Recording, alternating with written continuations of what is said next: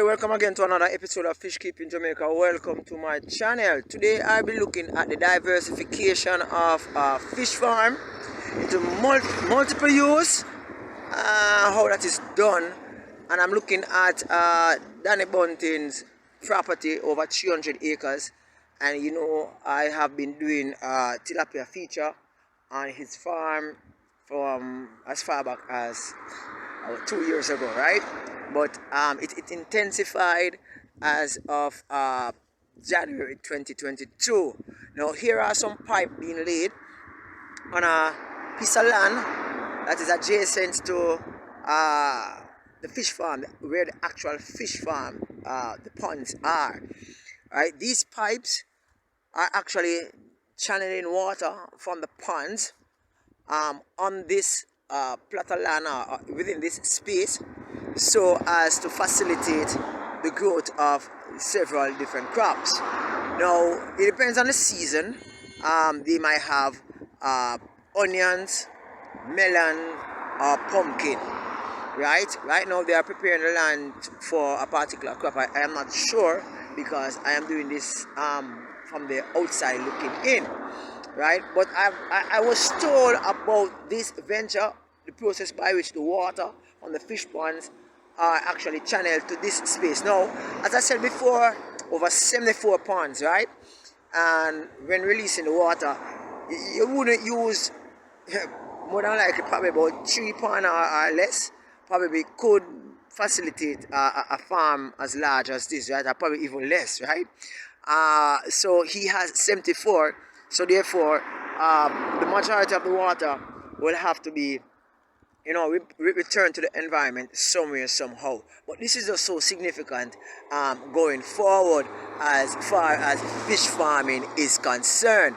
Now I'm going to be taken to another spot where in which other ponds are being built, and let's look.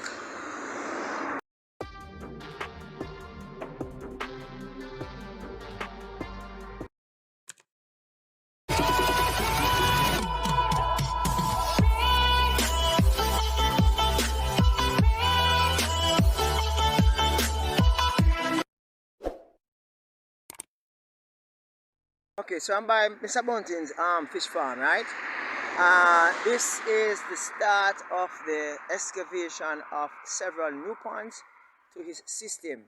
Now, the entire land is covered with mostly clay, and so this makes it a little bit more, I call it now, more economical, in the sense that he doesn't have to purchase clay from any other location so as to deposit.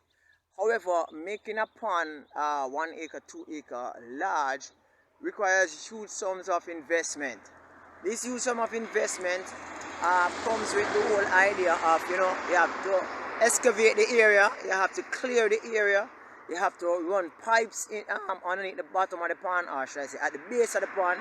And stocking the pond should not be expensive for Mr. Bunting, because stocking the pond, he has a lot of fries, or should I say fingerlings, that can actually be used so as to populate the pond. But one of the most difficult tasks to do is to actually structure the pond in such a way that when the water needs to be released, it is not detrimental to other ponds, and it is not detrimental to the environment. So what he would do, well, what his workers will do, would structure the pond in such a way that the runoff, or should I say, the release valve is actually channeled into a particular drain that runs adjacent to his property and into a nearby stream. However, it's very cool just seeing this at work, seeing the pond actually being built.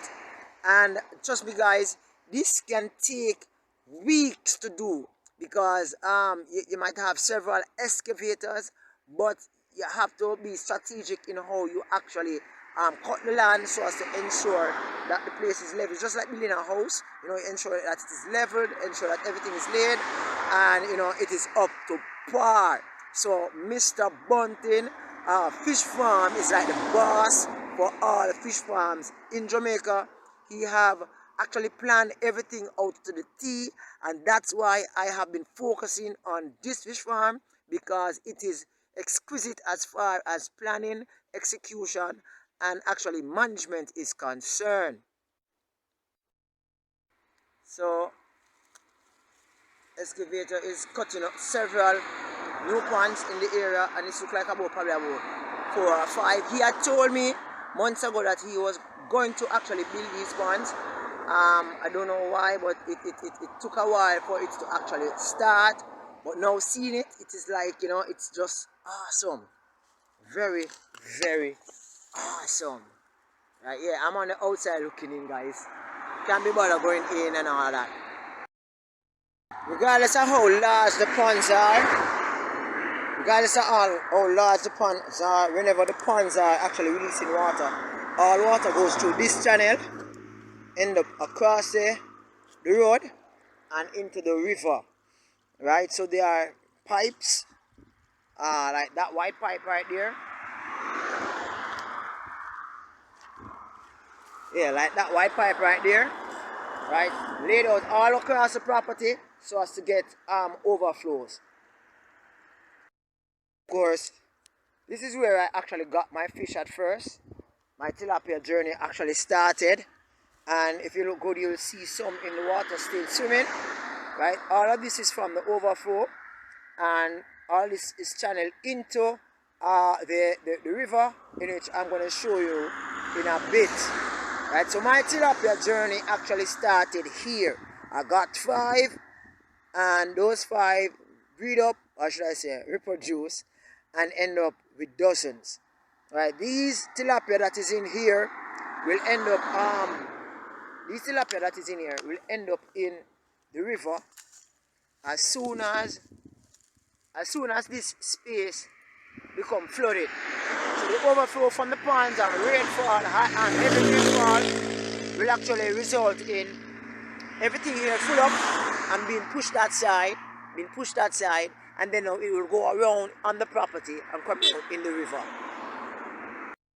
Water will end up into this river channel. So water would end up into this channel, where in which the fish will actually survive, and persons will actually come here to catch fish for their personal use.